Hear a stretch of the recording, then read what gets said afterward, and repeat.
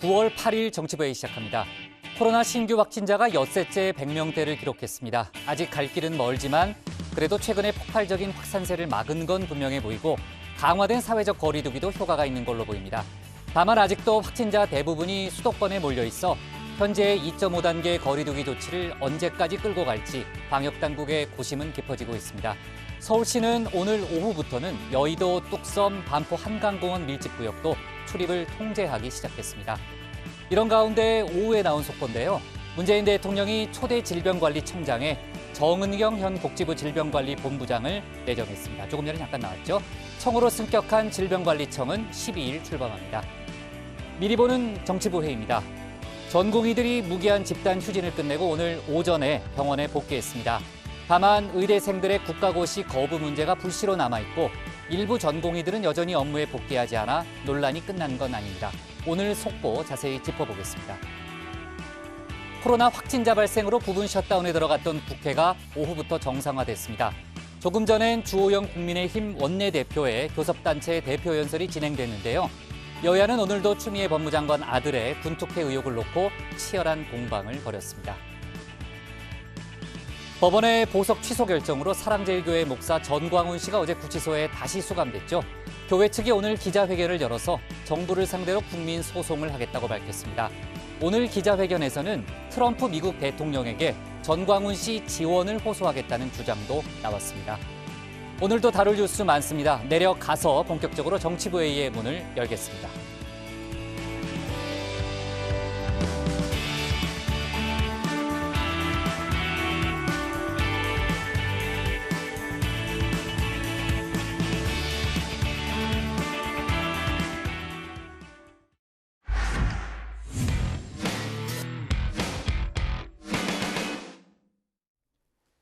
코로나 신규 확진자가 엿새 연속 100명대를 유지한 가운데 오늘부터는 한강공원 일부도 출입이 제한됩니다.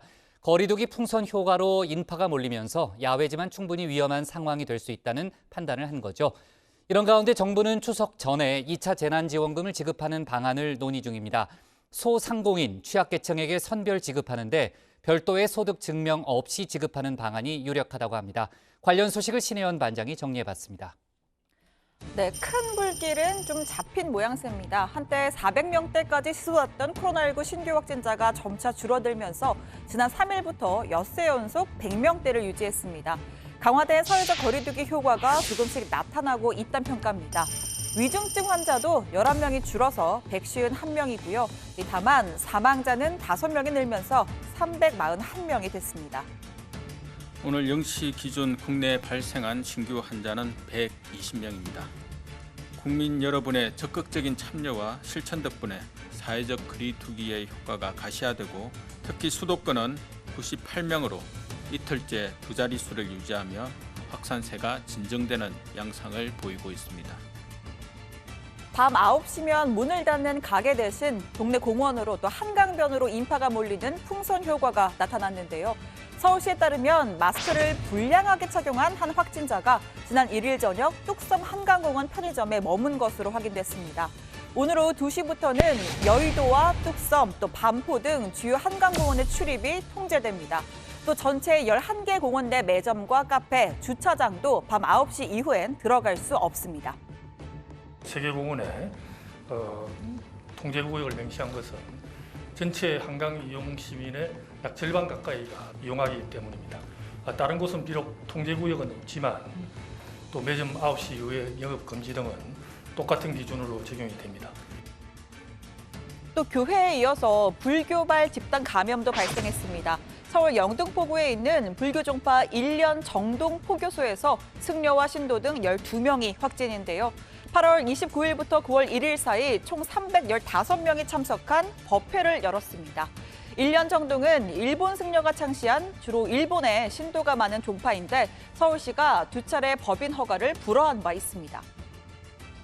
1년 정종 관련해서는 영등포구에서 5회에 걸쳐서 현장 점검을 확인한 결과 별다른 수치 위반 사항은 없었던 걸로 이제 확인을 하였습니다.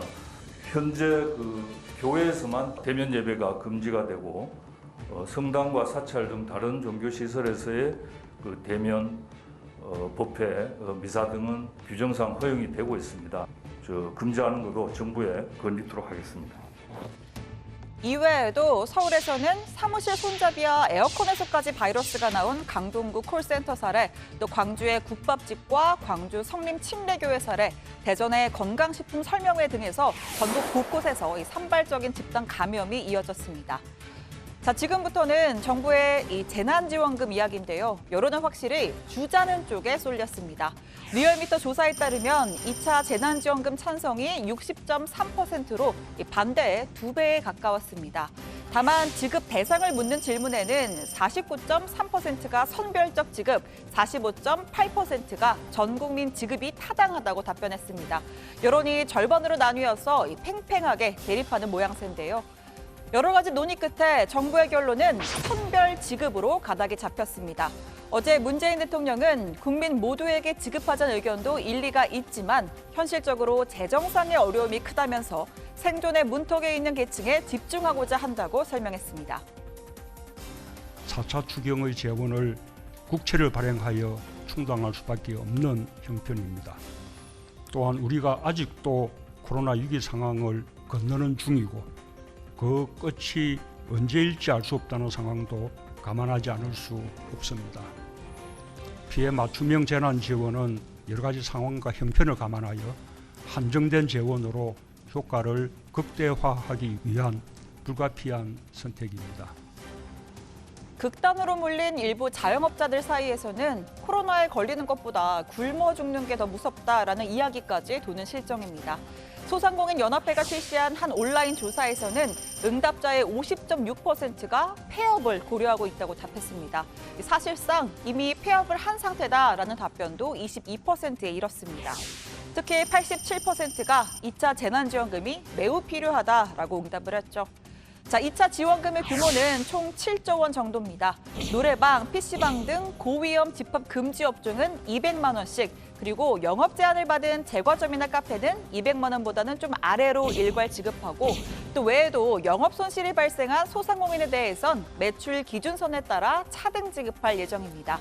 이미 폐업을 한 자영업자에게도 새로운 창업을 위한 자금과 생계비를 지원할 예정입니다.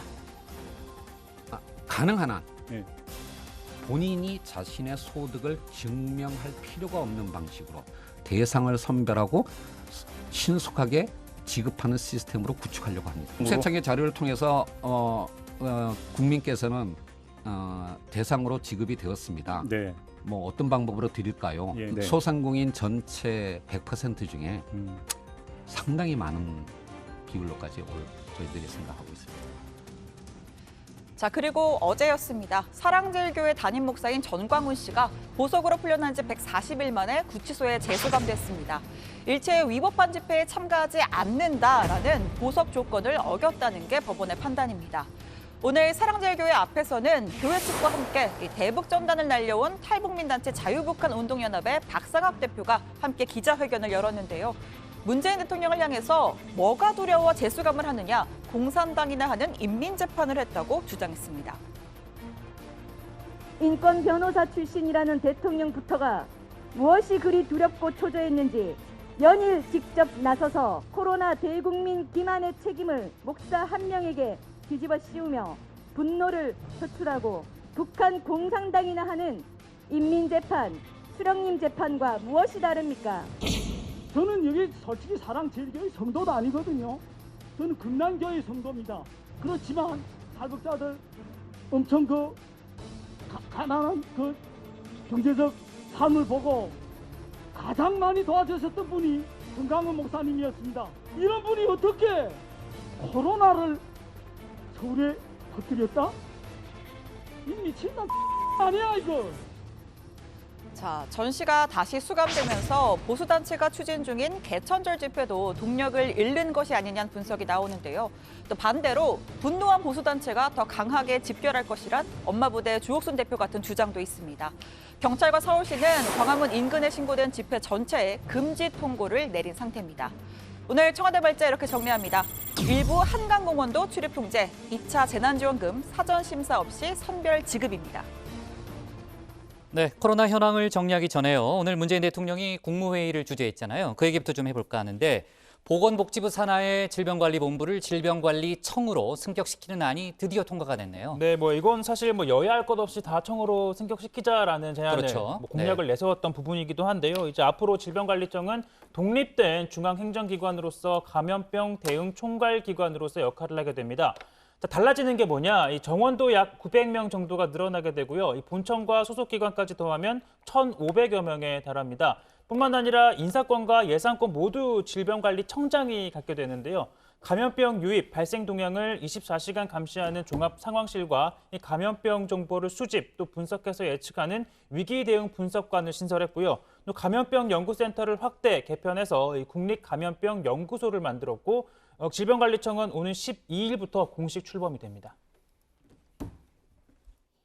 일본은 이번 코로나 대응 과정에서 세계의 모범이 된 K-방역을 이끄는 중심 역할을 훌륭하게 수행했습니다. 그 신뢰를 바탕으로 드디어 오늘 독립된 행정기관인 질병관리청으로 승격됨으로써 앞으로 실질적인 권한을 갖고 감염병 감시부터 조사 분석, 위기 대응과 예방까지 유기적이며 촘촘한 대응망을 구축할 수 있게 되었습니다. 신 반장, 시작할 때 제가 간단히 얘기했지만요. 초대 청장은 정은경 질병관리본부장이 내정이 된 거죠? 네, 그렇습니다. 관련해서 청와대 후속 인사 발표도 있었는데요. 초대 네. 질병관리청장에는 정은경 현 질병관리본부장이 내정됐습니다. 12일부터 임기가 시작이 되고요. 또 보건 업무를 전담하기 위해서 신설된 보건복지부 2차관에는 강도태 현 보건복지부 기획조정실장을 발탁했습니다. 신임 여성가족부 차관에는 김경선 현 고용노동부 기획조정실장이 내정이 됐고요.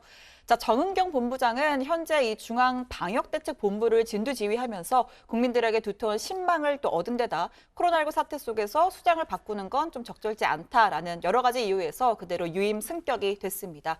자, 정 청장 아직은 이제 본부장이죠. 의사 출신이고요. 광주 전남여고를 거쳐서 서울대학교 의학대학교를 졸업을 했습니다. 보건학으로 석사학위를 받고 또 예방의학으로 박사학위를 받았고요. 이후에는 공직에 입문해서 보건행정 전문가로 활동을 해왔습니다. 네, 아마 반장들도 비슷한 생각이었겠지만 정은경 본부장이 유력할 거라는 생각은 하고 있었어요. 저도요. 네. 자, 코로나 상황을 짚어보겠습니다. 조 반장. 신규 확진자가 엿새 연속 100명대를 기록한 거죠? 네, 정확하게 136명이고요. 지역 발생은 120명, 이 가운데 98명은 수도권에서 나왔습니다. 주요 감염 사례인 사랑제일교회 확진자는 1,163명으로 늘었고요. 광복절 집회 참가자도 연일 추가가 되면서 532명입니다. 일일이 다 언급하기 힘든 산발적인 집단 감염이 전국 곳곳에서 발생을 했습니다. 아까 신반장 발제에서도 확인을 했지만 불교 법회에서도 확진자가 나왔고요. 강동구 콜센터, 광주의 국밥집, 교회 등에서도 확진자가 잇따랐습니다. 네, 조금 전에 이제 조 반장 얘기를 들어보면 오늘 이제 전체적으로 확진자 수는 줄었지만 여전히 수도권 확진자가 대부분을 차지하고 있잖아요. 그래서 지금 수도권에는 2.5단계 거리두기 조치가 지금 시행이 되고 있는데 그 여러 가지 이제 방역 조치가 강화되다 보니까 야외로 사람들이 몰린다 이런 얘기가 있었어요. 그러니까 실내 모임이나 식당 영업이 제한되니까 사람들이 이제 밖으로 나간다는 거죠. 그래서 오늘 오후부터는 한강공원 일부가 출입 통제가 된다면서요? 네, 이미 그렇습니다. 됐겠네요, 지금. 예, 오늘 오후 네네. 2시부터 이 한강공원 내에 이용객이 많은 이 3개 한강공원 밀집 지역의 출입이 전면 통제됐습니다. 여의도 이벤트 계절 광장, 그리고 뚝섬 자벌레 주변 광장, 또 반포 피크닉장 1, 2 구역 등인데요. 그리고 이 전체 11개 한강공원 내의 모든 주차장과 매점의 영업시간도 오후 9시로 제한됩니다. 야외 공간임에도 불구하고 출입 제한 카드를 꺼내게 된 건 이 수도권 2.5단계 시행 이후에도 이 한강 방문객이 급증하고 있기 때문입니다. 이 수치로도 이게 나와 있는데요. 9월 첫째 주 한강공원 이용자는 지난해 같은 기간보다 34에서 40% 정도 증가했다고 합니다. 그래요. 그러니까 전달보다 늘었다 정도가 아니라 거의 40% 가까이 늘었다고요? 네, 그렇습니다. 단지 이게 또 이 방문만 하는 게 아니고 네. 이 편의점 등에서, 그러니까 한강공원 내 편의점 등에서 이 음식, 그러니까 야외 식사를 그렇죠. 하는 경우도 네. 늘었다고 합니다. 자, 그러면은 지금 아까도 얘기했지만은 일반 식당, 술집이 일찍 문을 닫으니까 일종의 풍선 효과가 나타나는 거죠? 네, 그런 것 같습니다. 일단 이 편의점 업계에 따르면요, 이 9월 들어서 이 편의점 한강 점포 매출이 적게는 한 200%씩 올랐다, 이런 이야기가 나옵니다. 특히 이 즉석 커피나 얼음, 컵라면, 맥주 등 야외에서 간단히 먹을 수 있는 상품들의 매출이 올랐다고 합니다. 한강공원 이용객은 1,000만 시민 멈춤 주간이 운영된 지난 주말 눈에 띄게 늘었습니다. 금, 토, 일 17시부터 22시까지를 집중 계도 기간으로 설정해 공무원과 자원봉사자가 함께 사회적 거리두기의 마스크 착용 등 계도 활동을 강화해 나가겠습니다.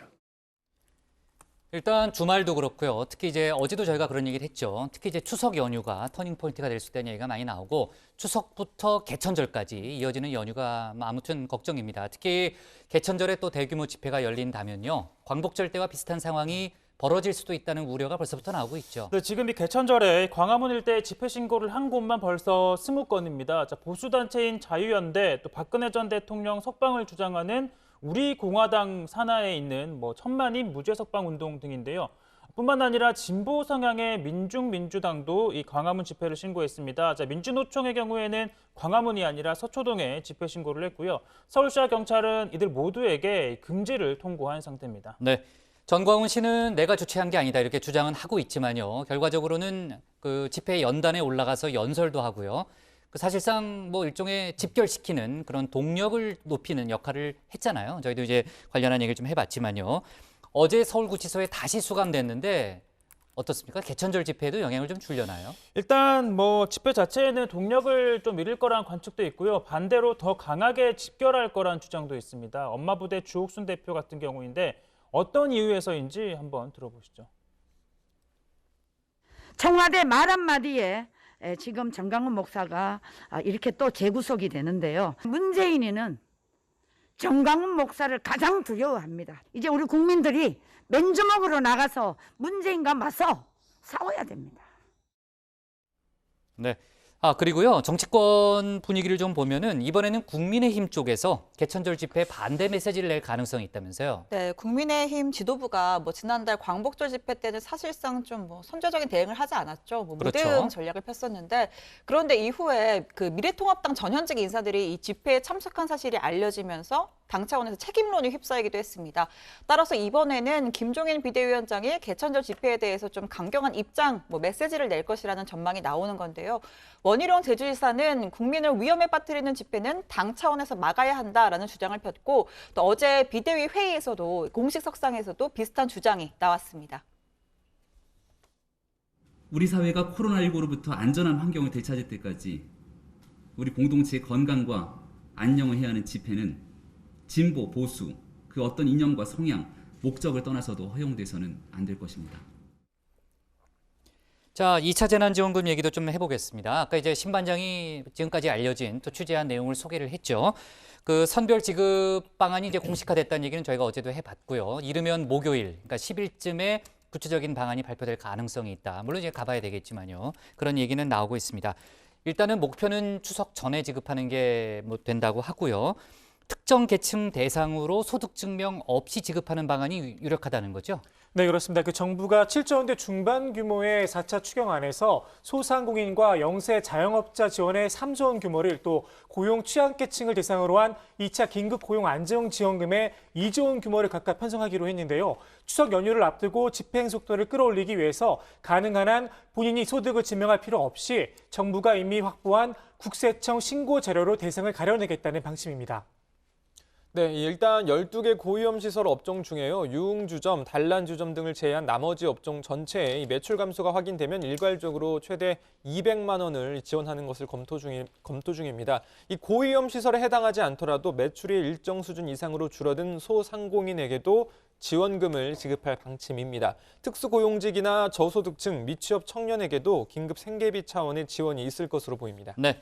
자, 그리고요. 당대표가 바뀐 이후에, 그러니까 이낙연 체제로 들어선 이후에 조금 전에 민주당이 코로나 국난 극복위원회죠. 정확한 명칭은요. 첫 번째 전체 회의를 열었습니다.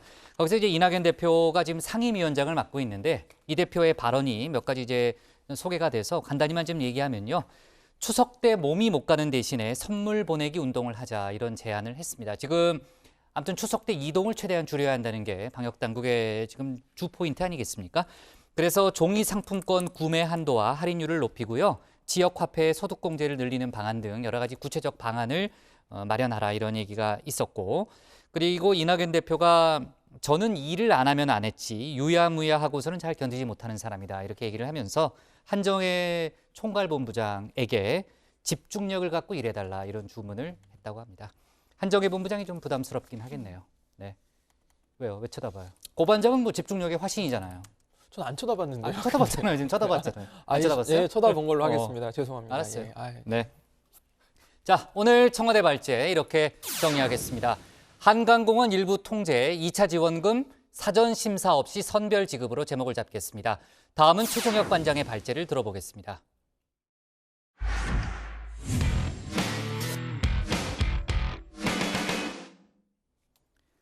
어제 이낙연 민주당 대표의 교섭단체 대표 연설을 소개했는데요. 오늘 오후 국회에서는 주호영 국민의힘 원내대표의 연설이 진행됐습니다.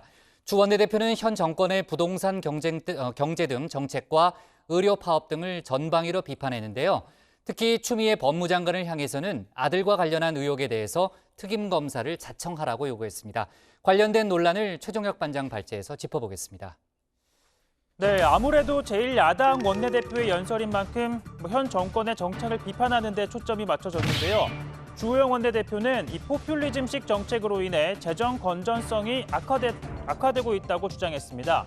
당장 지난 정권에서 반발을 무릅쓰고 공무원 연금을 개혁했는데 문재인 정부는 되려 공무원을 늘려 인건비는 물론이고 연금 부담까지 늘려놨다라고 지적했습니다.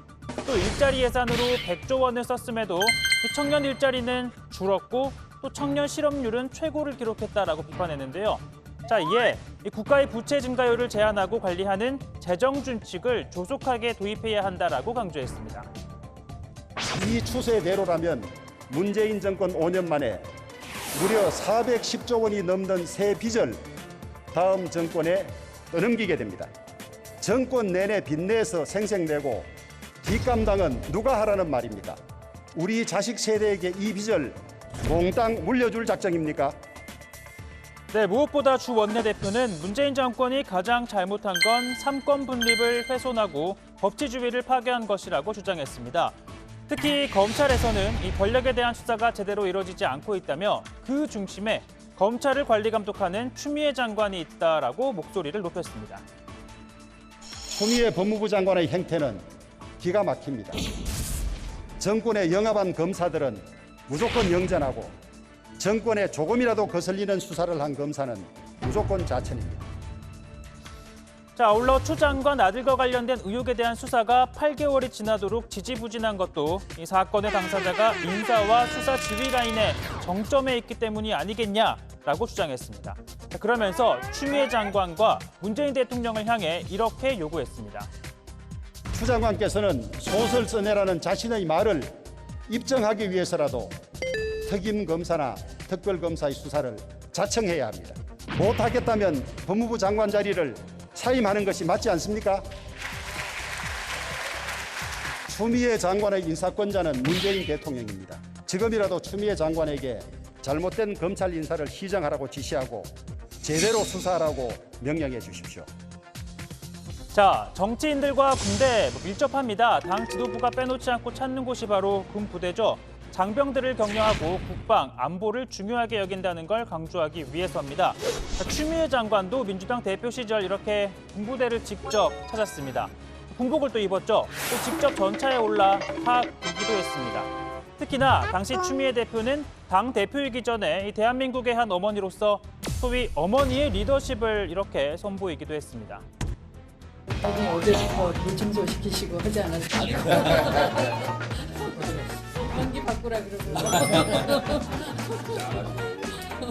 전체대회 대장하고 주임원자가 전문을 내려가지고 평상시에 정확하게 관리가 잘 되고 있습니다.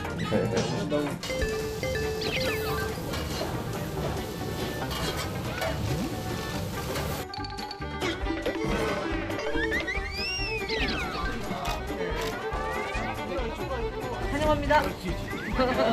대한민국 아들 백진영. 환영입니다. 대한민국 아줌마 주호비. 여러분들이 힘든 줄 알기 때문에 저도 사실 아들이 지금 이 순간에 군에서 복무 중입니다. 자, 당시 이 추미애 장관, 당시 추미애 대표의 아들도 이 카투사로 군복무 중이었던 만큼 장병들을 보는 마음이 남달랐다는 겁니다. 하지만 최근 이 아들을 둘러싼 의혹들로 어머니 입장이 곤혹스러워진 모양새인데요. 자, 야권에서는 휴가 특혜 의혹, 보좌관 개입 의혹, 통역병 선발 청탁 의혹, 그리고 자대 배치, 보직 청탁 의혹 등을 연이어 제기하고 있습니다. 자, 이에 추 장관 아들 측도 적극적으로 반박에 나서고 있는데요. 자, 우선 이 카투사와 일반 육군은 다르다는 점을 강조합니다. 이게 지금 카투사라는 직위가 사실은 한국군 소속이지만 실제로는 미군복을 입고 미군의 지휘를 받습니다. 예. 그러다 보니까 사실은 뭐 주말 같은 때 토요일 날 일요일 날 외출이 가능해요. 예. 평일에도 9시 전에만 들어오면 돼요. 예. 그러니까 한국군 규정에 관계없는 거죠. 그래서 실제로 우선 적용되는 규정이 주한미 육군 규정이 따로 있습니다. 자, 그러니까 추 장관 아들의 휴가는 우리 육군 규정이 아니라 주한미 육군 규정을 토대로 봐야 한다는 겁니다. 자, 특히 휴가 특혜 의혹이 그러한데요. 자, 1차 병가를 쓴 다음 2차 병가를 쓸 때 요양심의를 받지 않았다라고 주장하는 데 대해서는 주한미 육군 규정엔 심의 대상이 아니라고 주장합니다. 또 2차 병가를 마친 다음 복귀하지 않고 개인 휴가를 곧바로 또 아무런 근거를 남기지 않고 썼다. 그러니까 야당에서는 사실상 탈영이라고 주장하고 있죠. 자, 여기에 대해서는 미 육군 규정에 따르면 정기 휴가는 원하는 시기에 갈 수 있다라고 되어 있기 때문에 아무런 문제가 없다라고 밝혔습니다.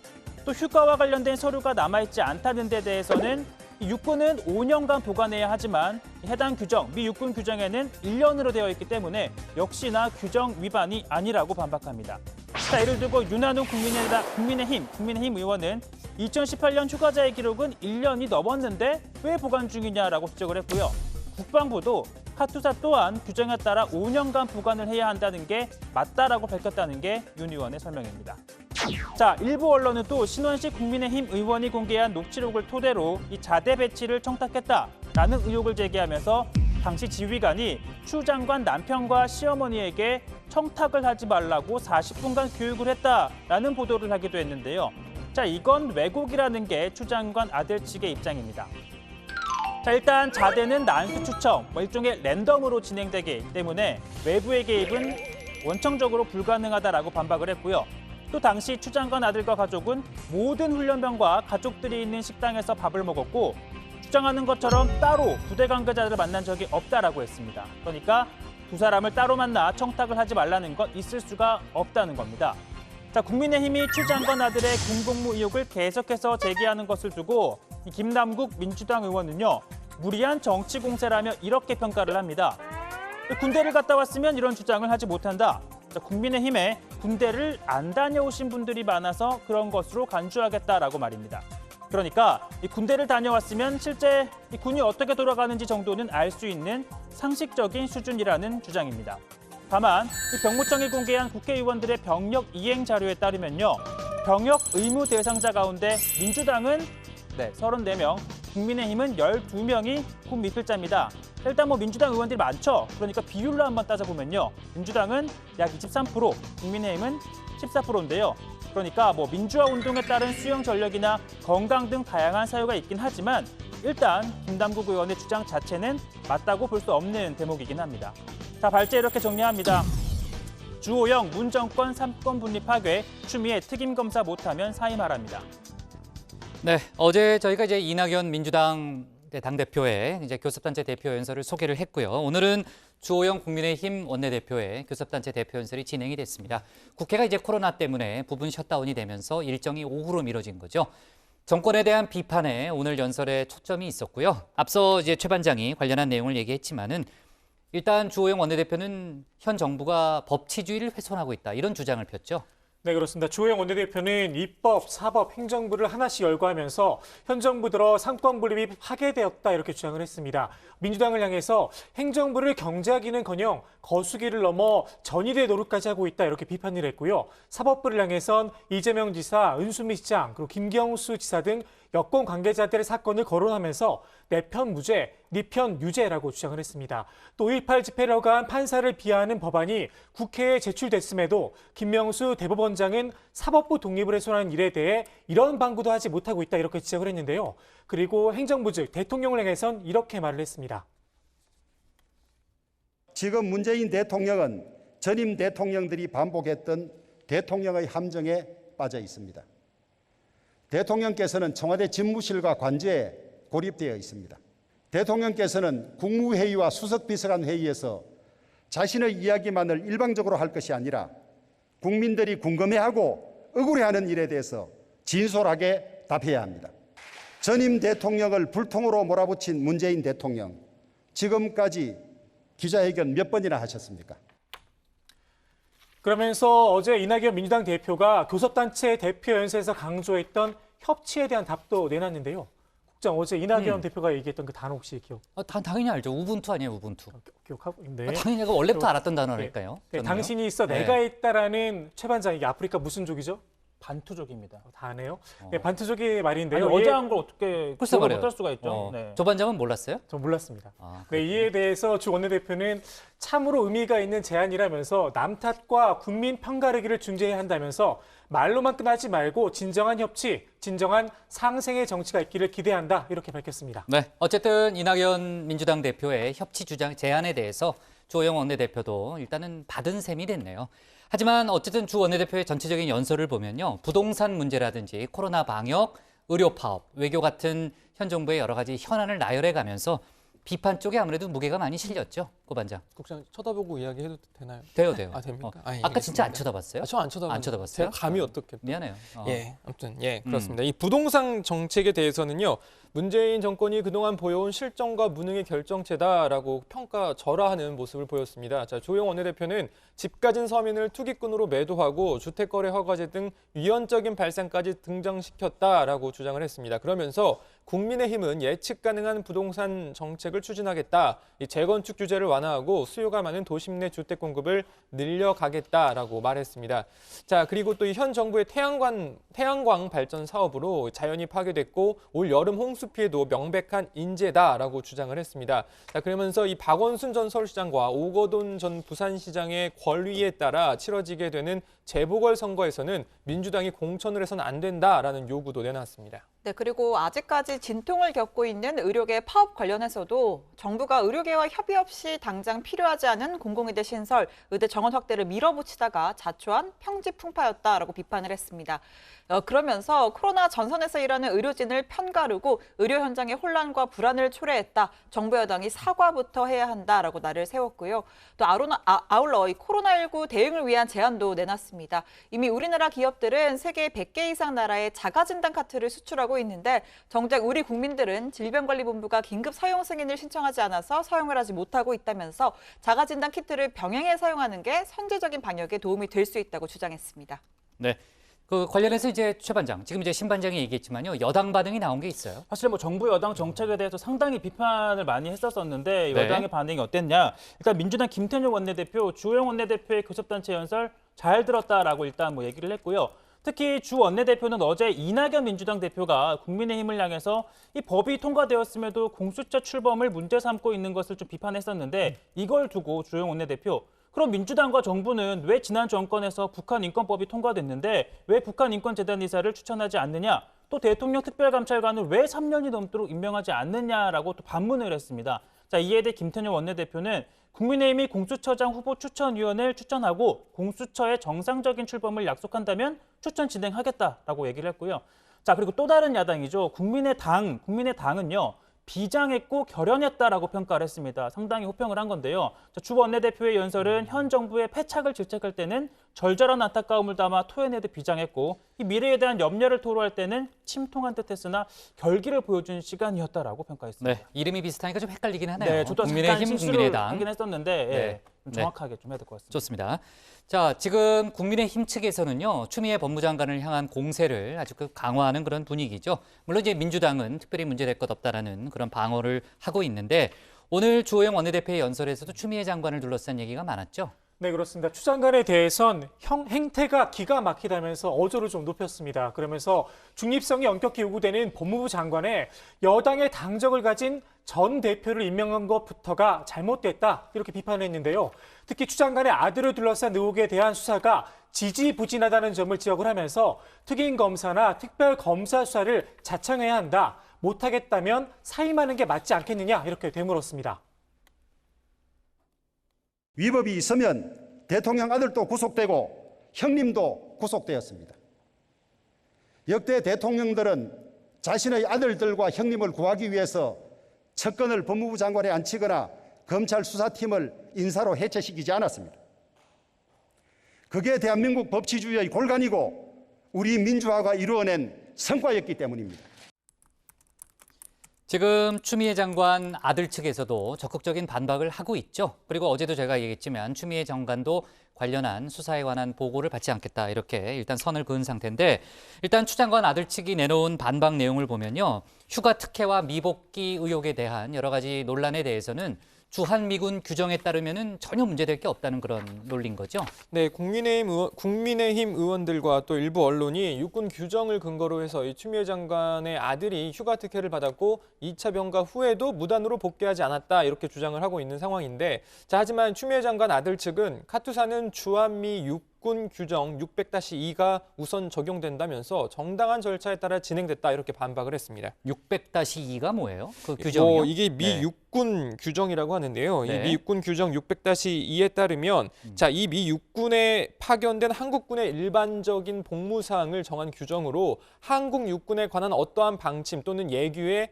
우선한다라는 조항이라고 합니다. 그러니까 카투사는 우리 육군 규정이 아니라 미국 육군 규정이 적용된다는 이야기입니다.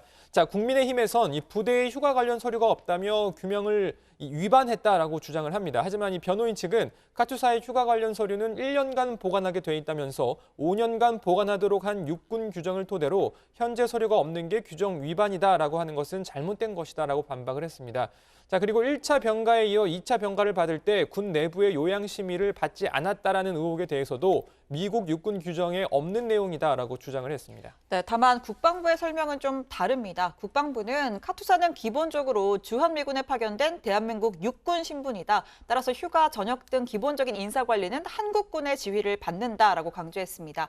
변호인단이 미 육군 규정 600-1을 근거로 미 육군 규정이 우선적으로 적용이 된다고는 했지만 이 4-4 휴가에 관한 업무는 한국 육군요원에 대한 휴가 방침 및 절차는 한국 육군 참모총장의 책임 사항으로 한국군 지원단장이 관리한다라고 별도로 또 명시가 되어 있습니다. 신원식 국민의힘 의원도 추 장관 아들 변호인단이 카투사 관련 복무 규정을 아전인수격으로 해석하고 있다고 주장했습니다. 네. 뭐 규정과 규정이 맞부딪히니까 좀 복잡하네요. 그렇죠?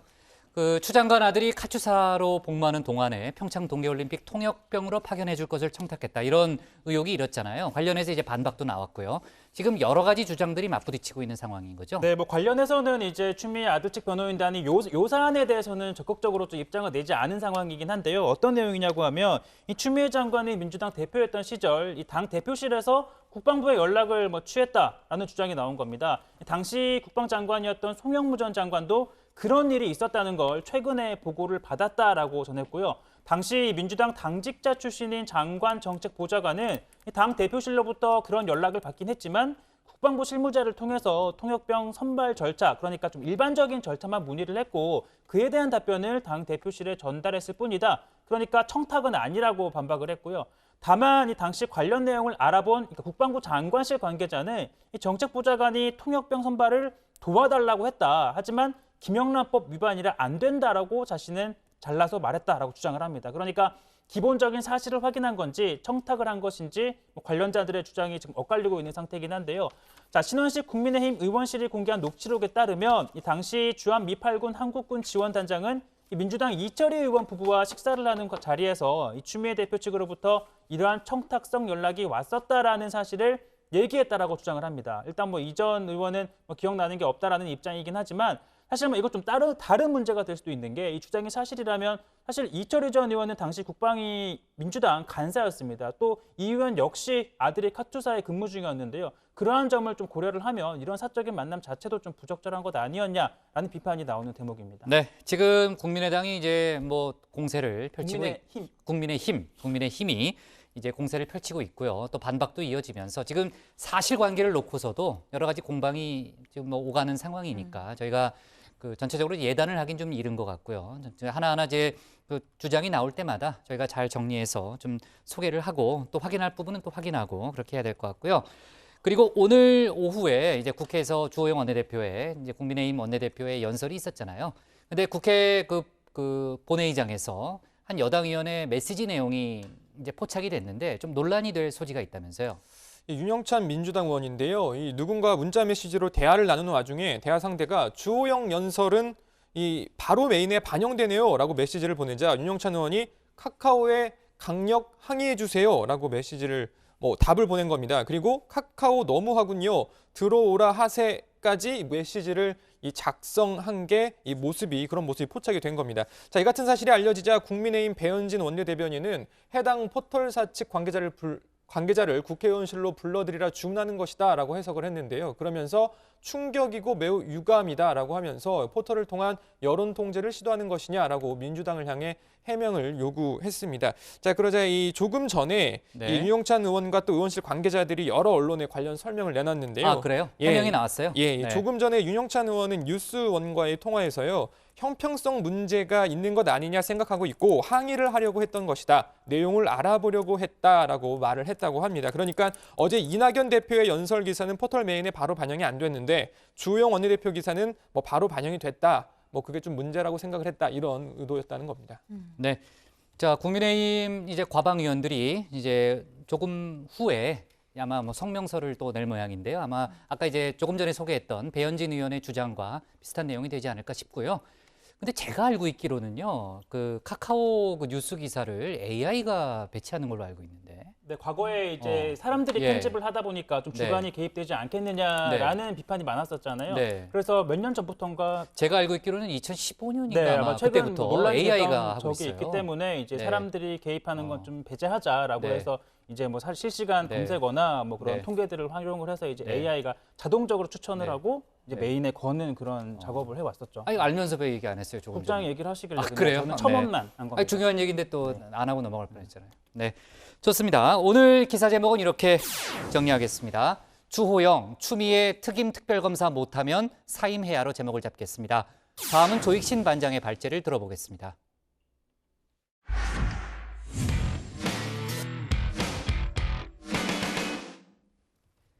18일 동안 환자들 곁을 떠나 있던 전공의들이 오늘 의료 현장으로 돌아왔습니다. 하지만 수술과 외래 진료 등 병원 업무가 완전히 정상화되기까지는 최대 2주 정도 시간이 걸릴 걸로 보입니다. 대부분의 전공의들이 복귀를 선택했지만 아직도 진료 거부를 이어가고 있는 전공의들도 있습니다. 이들은 의사 국가고시를 거부한 의대생들에 대한 대책 없이는 복귀할 수 없다는 그런 입장인 거죠. 의대생들 구제 문제가 새로운 불씨가 될 수 있다는 얘기도 나오는데 관련 내용을 조익신 반장이 정리해봤습니다.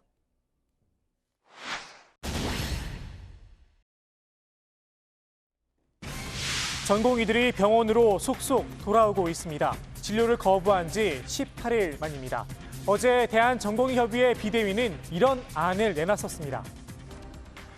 여러 가지 상황을 고려해서 2020년 9월 8일 화요일 7시부터 단체 행동을 1단계로 낮추는 것에 대해서 말씀을 드립니다. 이것이 대한전공의협의 비상대책위원회의 공식적인 입장이었습니다. 하지만 무슨 업무 복귀냐 강경파들의 반발이 거셌는데요. 때문에 박지원 비대위원장을 비롯한 지도부가 책임을 지고 모두 물러났습니다. 지도부의 총사퇴 속에 복귀 여부는 결국 각 병원별로 전공의들의 판단에 맡겨졌는데요. 일단 이른바 5대 병원, 서울 주요 병원의 전공의들은 복귀를 결정했습니다. 병원으로 돌아온 전공의들은 코로나19 검사부터 받았는데요. 검사 결과를 확인한 뒤 의료 현장에 배치될 예정입니다. 하지만 일부 전공의들은 여전히 업무 복귀에 반대입니다. 병원장들은 공동 명의의 호소문을 내고 전공의들의 복귀를 촉구하기도 했는데요. 환자들이 내민 도움을 요청하는 손을 그냥 못 본 채 외면하는 건 여러분의 투쟁 과정에 가장 뼈아픈 일로 남게 될 수 있다 충고하기도 했습니다. 이들이 복귀를 거부한 건 의대생 후배들 때문입니다. 선배들을 믿고 의사 국가고시를 거부한 후배들을 저버릴 순 없다는 겁니다. 앞서 복귀를 선언했던 대전협 비대위도 의대생 구제 조치를 요구했습니다. 다시 진료 거부에 나설 수 있다는 경고도 덧붙였습니다. 의대생을 보호하는 것은 당연한 전제였습니다. 2주 내에 우리는 시험을 재응시시키거나 그들이 원하는 걸 대로 순차적으로 연기가 되지 않는다면 당연히 단체 행동을 강하게 나갈 것이 전제 조건이 성립이 되어 있기 때문에 대한의사협회도 이 점에 있어선 전공의들과 한 목소리를 냈습니다. 의료의협과 정부 여당의 합의문에 대해서 우리 내부에서 소화를 하는 시간이 필요한 겁니다. 어떠한 모든 집단의 투쟁은 결론을 맺으면은 그 결론에 대해서 그 집단 전체가 반응하고 그다음에 받아들이는 데 시간이 걸리게 되거든요. 예. 근데 이제 그 시간을 한정해 놓고 이 안에 시험을 신청하지 않으면 볼 수 없다. 이건 엄포와 다를 게 없다. 저희는 그렇게 보는 것입니다. 합의안을 파기할 수도 있다며 압박 수위를 높였는데요. 그런데 의대생들이 이번 국시를 끝까지 거부한 이후 이 합의안도 영향을 미쳤습니다. 때문에 의협이 이제와 합의 파기를 주장하는 건 어색하다는 얘기도 나옵니다. 더 큰 문제는 의대생들 스스로가 시험을 거부하고 있다는 점입니다. 의사협회나 전공의단체는 정부에 무엇을 요구하기보다 의대생들이 스스로 학업에 복귀하고 시험을 치르겠다고 입장을 바꾸게 하는 노력을 우선하는 것이 순리라고 판단됩니다. 정부는 현재로선 추가 접수 등은 고려하지 않고 있다며 분명하게 선을 그었습니다. 다만 구제가 불가능하지 않다는 점도 내비쳤습니다. 의사 국가시험만 보는 게 아니라 다른 시험을 보는데 다른 시험들이 대개 학년 말 12월부터 2월에 걸쳐 집중돼 있습니다. 근데 그 시기에는 다른 직종 시험을 시행하면서까지 의사 국가시험을 시행할 수는 없거든요. 그렇죠. 그래서 그런 시기의 문제, 그리고 인원의 문제 이런 게 좀 정리돼야지. 오늘부터 시작된 시험은 그대로 진행을 하되 합의가 이루어지면 추가 시험은 가능하다는 겁니다. 의협은 아예 시험 일정을 미뤄달라는 입장입니다. 오늘부터 이제 시행되는 국가고시는 실기 시험이고요. 이제 필기 시험은 한 1월 달에 또 이렇게 진행이 됩니다. 실기 시험은 하루에 한 108명 정도로 해서 진행이 되기 때문에 사실 일정이 좀 빡빡하죠. 그래서 그 기준을 지금 일주일 연기를 한 거 아닙니까, 정부에서. 그런데 이제 지금 의학 교육을 담당하는 교수님들은 한 2주 정도 더 연기해야 된다. 이렇게 지금 요청을 하고 있는 상태입니다. 오늘 하루 6명이 시험을 봤다고 합니다. 이걸 빡빡하다고 해야 할지 모르겠습니다. 게다가 시험을 연기해달라. 여태 시험을 준비한 의대생들은 뭐가 되는 건가 싶기도 합니다. 국시를 거부한 의대생들의 뜻도 존중받아야 하겠지만 그렇다고 국시의 절차대로 응시한 학생들이 피해를 봐서도 안 되겠죠. 여기에 국민들 여론도 썩 좋지 못합니다. 국시 취소 의대생들 구제하지 말아달라는 청와대 청원 46만 명이 넘게 동의를 했습니다. 의대생들에게 국가시험에 추가적인 기회를 주는 것에 대하여 실제 많은 국민들께서 공정성과 형평성에 위배된다고 생각하는 사실을 의료계는 좀 유념할 필요가 있고 이런 국민 감정을 생각하면서 행동해 주실 것을 좀 당부드립니다.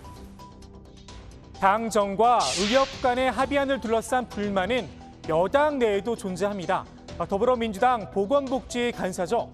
김성주 의원은 이번 합의의 의미가 철회가 아니라는 점을 분명히 했습니다.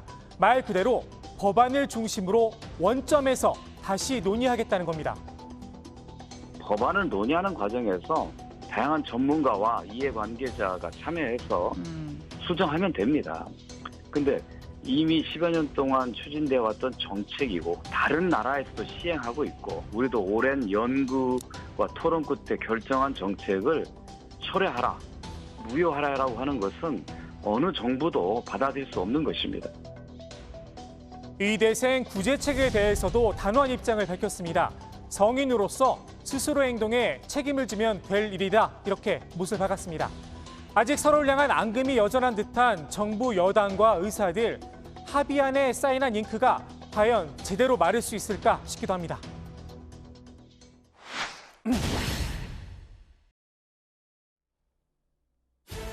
한때는 동교동계 수지로 불렸던 분이죠. 국민의힘 조수진 의원입니다.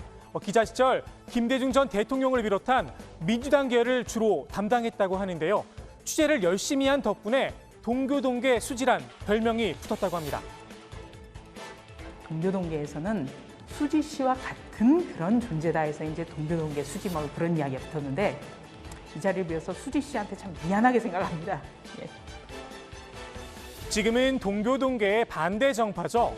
국민의힘에서 야당의 저격수로 활약 중인데요. 탁월한 발성 덕에 포격수가 아니냐는 우스갯소리도 나옵니다. 소설을 쓰시네. 우리 윤한홍 의원의 질의 중에 말씀하셨는데요. 여기에 대해서 유감의 뜻을 표명할 계획이 있으십니까? 질의 자체를 계속 인신공격으로 하시니까 불가피하게 그렇죠. 어떻게 해서 쓰시는 자체가 국회의원에 대한 인신공격인 거죠. 그 논리에 따르면. 지금이라도 그냥 사과하시죠. 쩌렁쩌렁 국회를 울리던 조 의원의 목소리, 공격수로 이름을 날렸던 조 의원이 최근엔 수비에 급급한 상황이 됐습니다. 바로 재산 신고 때문입니다. 지난 4.15 총선을 앞두고 조 의원은 선관위에 18억 5천만 원의 재산을 신고했습니다. 그런데 당선 뒤 공개된 국회의원 재산 신고 내역을 보니 30억 원으로 늘어난 겁니다. 11억 원이 넘게 차이가 납니다. 조 의원은 비례대표 지원 과정에서 혼자 서류를 갑작스럽게 준비하다 보니 실수가 빚어졌다 이렇게 해명을 했습니다. 선관위에 성실하게 소명하겠다고도 밝혔습니다. 그런데 단순한 실수라고 하기엔 석연치 않은 부분이 좀 있긴 합니다. 늘어난 11억 원의 재산, 현금성 자산입니다. 우선 예금 6억 원, 깜빡했다고 하기엔 큰 돈입니다. 빌려준 돈 5억 원은 도 고개를 갸웃하게 합니다. 배우자의 채권은 모를 수 있다고 하더라도 본인이 꿔준 2억 5천만 원을 빼먹었다는 건 납득하기 어렵다는 지적입니다. 당장 더불어민주당에선 공세가 이어졌습니다. 김용민 의원은 조수진 의원에게 5억 원을 빌리고 싶다. 빌려주고 잘 잊으시는 것 같다는 글을 올렸습니다. 허영 대변인은 18대 국회 때 재산신고 누락으로 의원직을 잃었던 전국교 전 의원의 사례를 소환하기도 했습니다. 이런 가운데 시민단체 한 곳이 오늘 조 의원을 공직선거법 위반 혐의로 검찰에 고발했습니다. 공직선거법 제250조에 따르면 허위로 재산신고를 할 경우 5년 이하 징역 또는 3천만 원 이하 벌금형에 처할 수 있습니다. 선거법 위반으로 100만 원 이상의 벌금형이 확정되면 당선이 무효가 됩니다. 오늘 국회 발제 이렇게 정리합니다. 전공의 18일 만에 복귀, 국시고부, 의대생 불식. 네, 조반장도 얘기했지만 전공의들이 오늘 18일 만에 돌아왔지만 아직 돌아오지 않은 전공의들도 있고요. 또 군데군데 불씨가 많이 남아 있습니다. 어제 저희가 속보로 전했지만은 대한전공의협의회, 보통 줄여서 대전협이라고 많이 불렀는데 비대위가 일괄 사퇴를 했잖아요. 오늘 새 지도부를 뽑았다는 거죠? 네, 오늘 새벽까지 이어진 대의원 총회에서 공동비대위원장 7명을 새롭게 선출을 했습니다. 새 지도부는 대의원 회의를 열고 앞으로 단체 행동 지침을 논의한다라는 방침인데요. 앞서 박지원 비대위가 업무 복귀를 결정한 데 대해 반대 성명을 내기도 했습니다. 전국 16,000명의 전공의 의견이 충분히 수렴되지 않은 단체 행동 지침에 이의를 제기한다라는 건데요. 이 때문에 새 지도부가 단체 행동 방향을 다시 설정한다면 복귀했던 전공의들이 다시 집단 휴진에 나설 가능성도 있습니다. 다만 오늘 업무 복귀는 병원별로 이 전공의들이 전체 투표를 실시해 결정한 곳이 많기 때문에 실제 번복으로 이어질지는 무지수입니다. 새 지도부가 오늘 저녁에 만난다는 그런 얘기도 있는데요. 만약에 이제 최 반장 얘기대로 강경투쟁 쪽으로 다시 방향을 튼다면요. 어쨌든 좀 파장이 더 커질 수도 있는데 저희가 내일 정치부 회의 때 관련한 속보 전하도록 하고요. 지금 이번에 이제 의사협회 또 정부와의 합의안과 관련해서 의사단체들 사이에 또 갈등이 남아 있잖아요. 최대집 의협회장의 사퇴를 요구하는 내부 목소리도 좀 커지고 있다면서요. 네, 여러 의사단체들에서 잇따라 최대집 회장을 비토하는 성명을 내고 있는데요. 봉직의들로 구성된 대한병원의사협의회 비대위는 의협집행부를 탄핵시켜야 한다라고 주장을 했습니다. 대한개원의협의회도 이 최대집 회장과 협상에 관련된 임원들이 회원들께 진심으로 사과하고 이에 대해 책임을 져야 한다라고 요구했습니다. 자, 이에 대해서 의협 측은 회원들의 불만은 알고 있다면서도 사퇴론에 대해선 일정 부분 선을 그었습니다. 어떠한 집단에서 어떠한 행위를 가지고 어떠한 불만이라던가 이런 것들은 충분히 제기할 수가 있는 것이죠. 근데 이제 그런 불만을 제기하고 문제점을 지적했는데 그러면 우리는 바로 사퇴한다.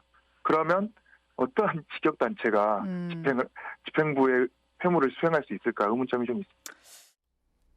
자, 그리고 앞서 이제 조 반장이 소개했지만요. 민주당 복지위 간사죠. 김성주 의원이 원점 재논의와 철회는 분명히 다르다 이렇게 선을 그었잖아요. 의협이 오늘 문제 제기를 하고 나섰다면서요. 네, 그렇습니다. 앞서 의협은 원점에서 재논의한다는 건 사실상 철회와 같다면서 이번 합의안을 평가를 했었습니다. 같은 논리로 합의안에 반발한 전공의들을 설득하기도 했는데요. 최대집 의협 회장의 해석 직접 들어보시죠. 정책 철회가 들어가 있지는 않지만 철회 후 원점 재논의, 그런 내용하고 중단 후 원점 재논이 사실상 같은 의미로 생각하기 때문에. 그런데 민주당 김성주 의원이 이건 의협의 생각일 뿐이다 이렇게 일축을 한 겁니다. 합의문 내용에도 있듯이 법안을 중심으로 원점에서 다시 논의하는 것이라고 이야기를 했는데요. 김 의원의 생각 직접 들어보시죠.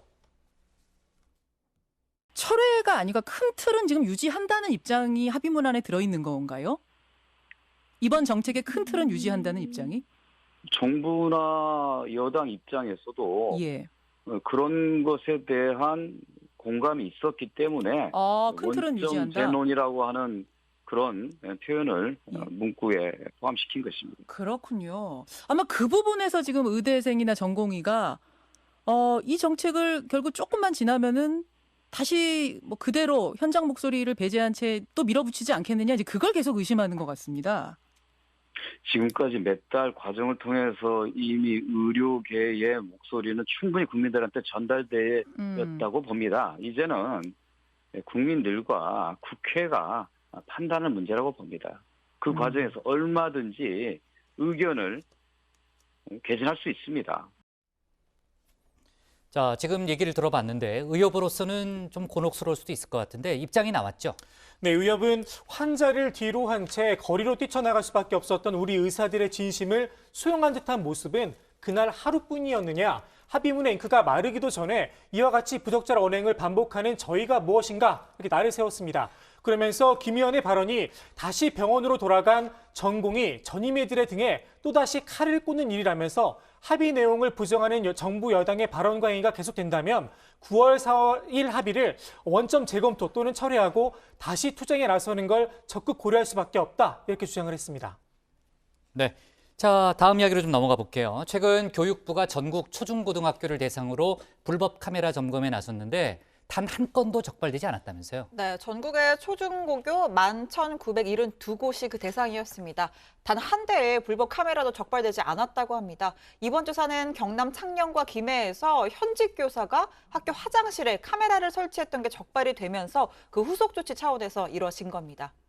네. 자, 그러면 카메라가 발견되지 않았다는 거는 다행스러운 거 아니에요? 좋은 거 아니에요? 그러니까 점검이 제대로 이루어졌다면 당연히 다행스러운 결과인데 뭐 그렇지 않다는 목소리가 있습니다. 왜냐하면 이번 일제 점검이 좀 눈 가리고 아웅식으로 이루어졌다라는 주장인 건데요. 자, 지금 보시는 게 교육부의 트위터입니다. 교육부에서 올린 트위터 글인데 저렇게 우리 긴급 점검에 나설 거다. 사전에 점검 전에 대대적인 홍보를 했습니다. 그러니까 긴급 점검 예고를 한 거죠. 사실상 불법 카메라를 치우라고 알려준 것과 같은 셈이라는 거고요. 여기에 점검 방식도 허술했다고 합니다. 전문가가 아니라 일반 교사들에게 탐지 장비를 나눠주고 카메라를 찾도록 지시를 했다는 거죠. 그래요?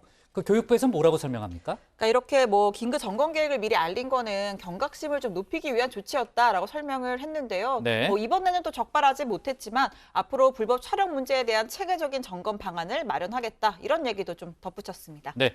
자, 그리고 4.15 총선 선거소송 관련해서요. 대법원이 이달 안으로 재검표를 시행하는 방안을 검토하고 있다면서요. 네, 오늘 주호영 원내대표가 문제 삼기도 했었는데 대법원이 선거소송 절차에 따라 재검표 실시를 검토하고 있다고 합니다.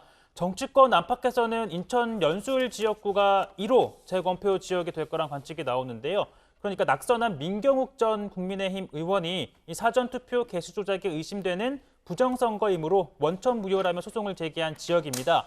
자, 선거 소송은 대법원 단심으로 진행이 되고요. 재검표에서 결과가 바뀌지 않으면 소송 제기자가 관련 비용을 모두 부담하는 게 원칙입니다.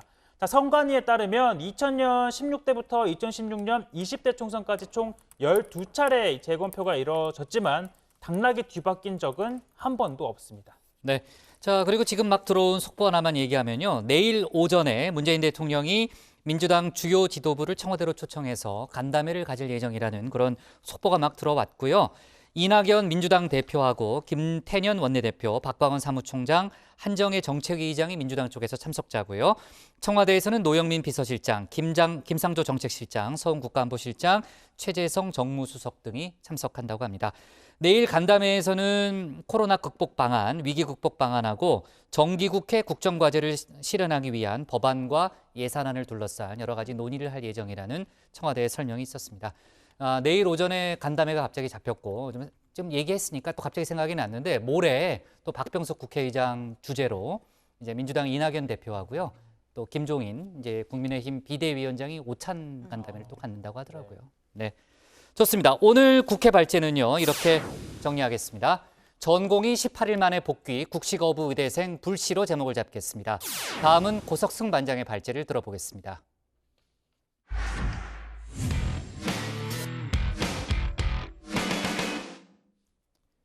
미국 대선이 2달여 앞으로 다가오면서 트럼프 대통령과 바이든 후보 간의 경쟁도 한층 치열해지고 있습니다. 최근엔 코로나 백신 개발을 놓고 양측이 충돌을 빚었는데요. 대선 전에 코로나 백신 개발을 원하는 트럼프 대통령, 또 백신 개발을 정치 일정에 맞춰서는 안 된다는 바이든 후보 측이 신경전을 벌이고 있습니다. 오늘 고반장 발제에서는 미국 대선 관련 내용 등을 자세히 정리해 보겠습니다.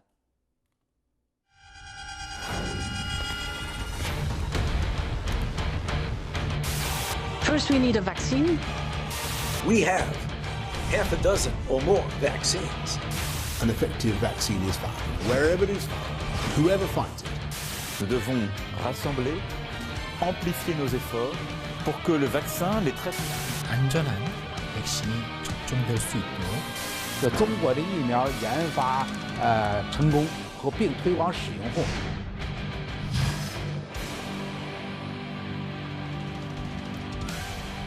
네, 요즘 전 세계적으로 이 관심을 끌고 있는 것 바로 코로나19 백신입니다. 일부 국가에선 백신 개발에 성공했다면서 접종에까지 나선 상황이지만 상당수 국가는 제대로 된 백신은 아직 나오지 않았다면서 안전하고 확실한 백신 개발을 손꼽아 기다리는 중입니다. 우리나라 역시 마찬가지죠. 자, 그런데 관심 수준을 넘어서서 아예 이 백신이 대통령 선거의 핵심 이슈가 된 나라가 있습니다. 바로 미국입니다. 트럼프 대통령이 연말 전 또는 대선 전에 백신 개발이 가능할 수 있다라고 여러 차례 언급한 게 시작이었습니다. I believe we'll have the vaccine before the end of the year, certainly, but around that date, yes, I think so.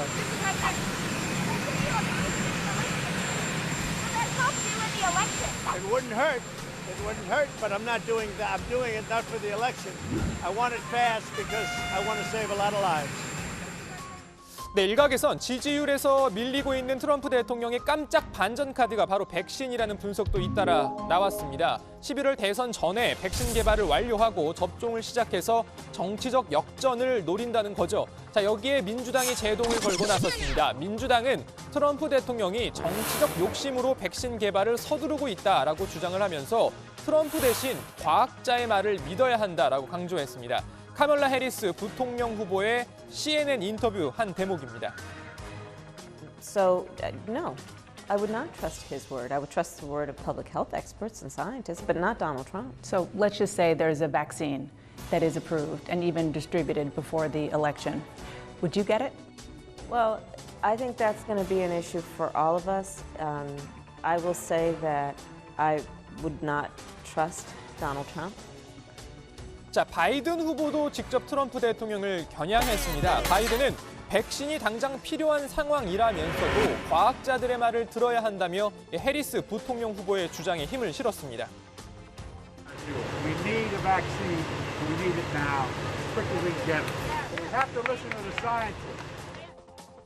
자, 트럼프 대통령 당연히 가만히 있지 않았습니다. 바로 반박에 나섰습니다. 바이든 후보와 해리스 후보의 백신 관련 언급을 싸잡아 비판하면서 미국과 또 미국의 경제를 망치고 있다라고 말했습니다.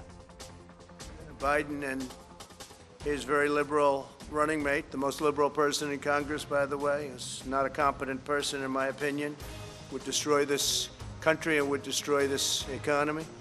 Should immediately apologize for the reckless anti-vaccine rhetoric that they are talking right now, talking about endangering lives, and it undermines science. 자, 여기서 그친다면 트럼프 대통령이 아니죠. 자, 트럼프 대통령은 현지 시간으로 어제 기자회견에서 재차 백신의 연내 생산 가능성을 강조했습니다. 심지어 10월 내에 개발이 가능할 수도 있다라고 말하기도 했습니다. Could even have it during the month of October, but the vaccine will be very safe and very effective, and it'll be delivered very soon. You could have a very big surprise coming up. I'm sure you'll be very happy, but the people will be happy. The people of the world will be happy. 자, 백신은 필요합니다. 코로나19로 고통받는 전 세계를 위해 당연히 백신은 필요하죠. 중요한 건 효과적이고 동시에 안전한 백신이 필요하다는 겁니다. 미국과 우리나라의 공중보건 그리고 의료 관련 전문가들은 이렇게 말하고 있습니다. Having a vaccine, Deborah, and proving that a vaccine is safe and effective are two different things. We have half a dozen or more vaccines. So if we wanted to take the chance of hurting a lot of people or giving them something that doesn't work, we could start doing this, next week if we wanted to. But that's not the way it works. 백신은 안전이 최우선입니다. 신중히 진행되어야 할 사항입니다.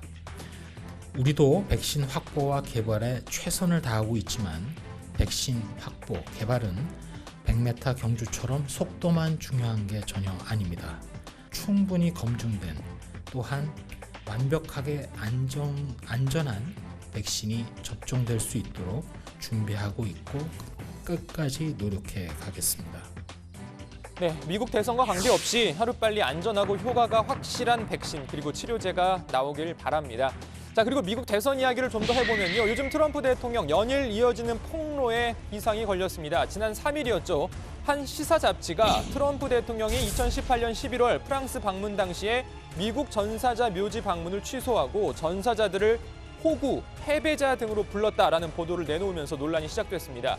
자, 미국은 참전용사에 대한 예우를 중요하게 생각하는 나라죠. 자, 그런데 미국의 대통령이 전사자들을 패배자로 불렀다는 건 만약 이게 사실이라면 당연히 심각한 문제겠죠. 자, 진보 성향으로 알려진 이 참전용사 권익을 위한 비영리 단체 이 보트배트는 참전용사 가족들이 자, 내 아들은 패배자가 아니다라고 말하는 영상을 만들어서 올리기도 했습니다.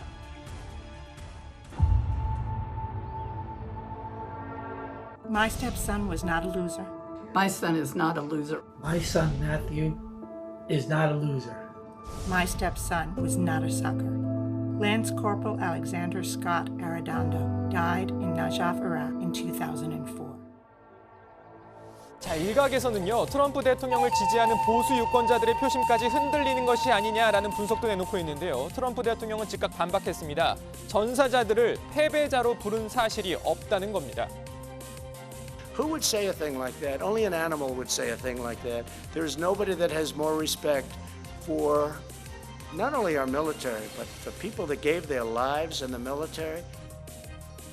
자, 문제는 이 내용을 처음 보도한 잡지 애틀랜틱의 편집장이 추가 폭로를 예고한 데 이어 12년간 트럼프 대통령의 집사 역할을 해왔던 마이클 코언이 내놓을 회고록에도 트럼프 대통령의 각종 언행이 수두룩하게 담겼다는 겁니다. 자, 과연 트럼프 대통령이 이 난관을 벗어날 수 있을까요? 관련 이야기는 들어가서 좀 더 해봅니다. 일단 오늘 발제 이렇게 정리합니다.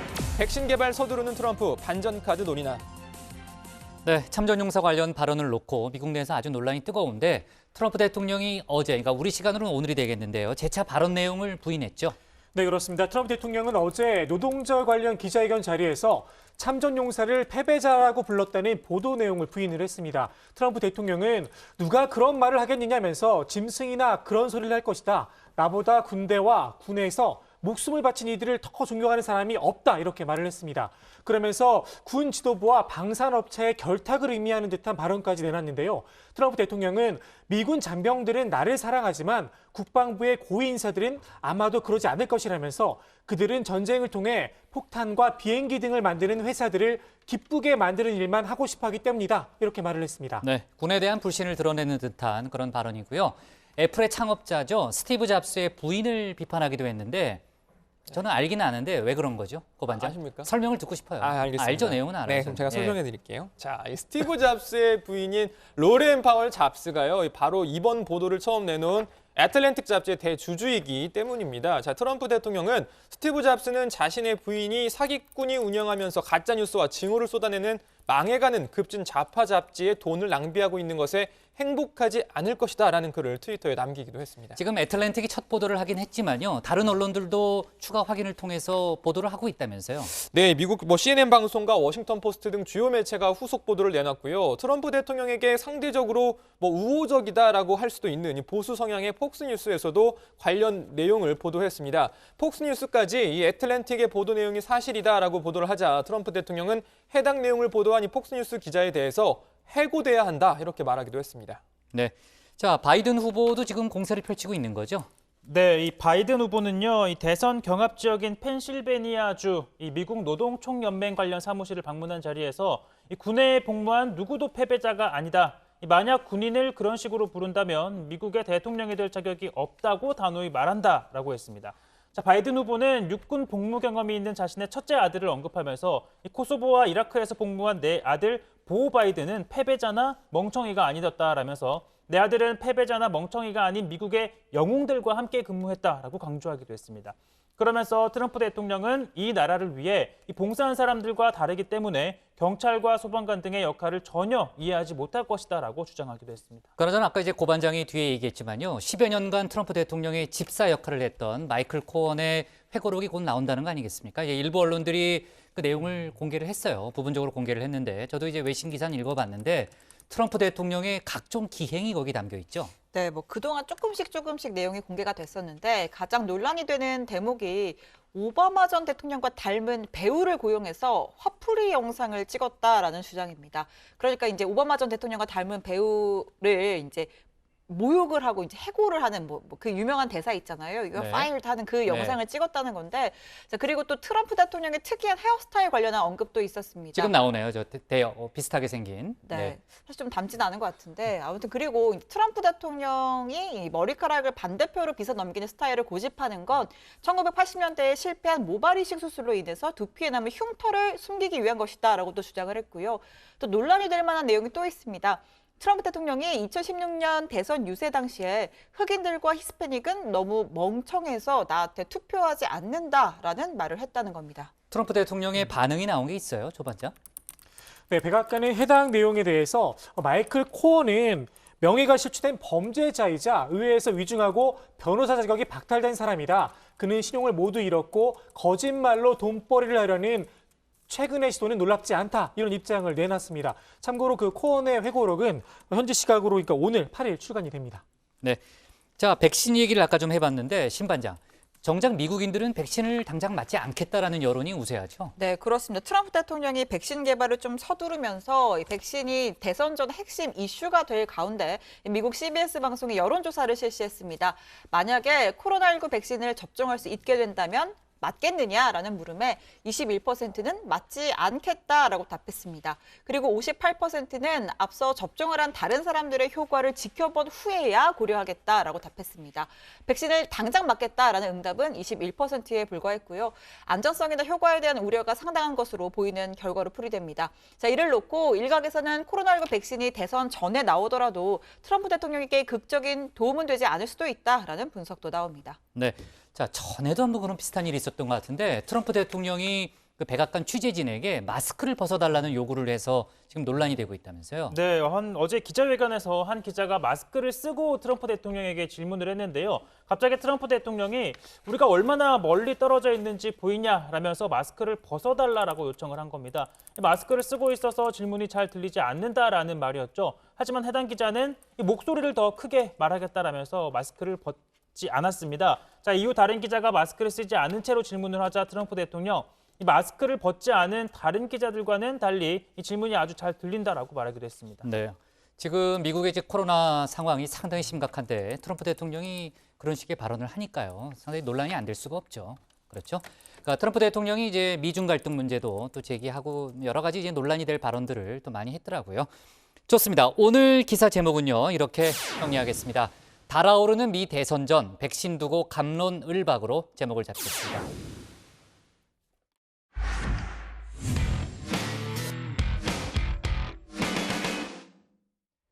네, 오늘 저희가 고른 한 컷은 소비자원 사칭, 스미싱 조심하세요입니다. 한국 소비자원으로부터 메시지가 도착합니다. 구글페이를 통해 특정 금액이 결제됐으니 기관 번호로 문의 바란다라는 내용인데요. 피해가 걱정되는 소비자는 즉각 전화를 걸고 ARS 안내에 따라서 자신의 개인정보와 금융정보를 의심 없이 누르죠. 하지만 이것은 소비자원을 사칭한 스미싱이었습니다. 이 문자를 받은 사람이 어제 하루에만 100여 명이 넘는다고 하는데요. 소비자원은 개인 거래나 결제 정보를 소비자에게 보내는 일은 전혀 없다면서 기재된 연락처로 전화를 걸어서는 안 된다고 당부했습니다.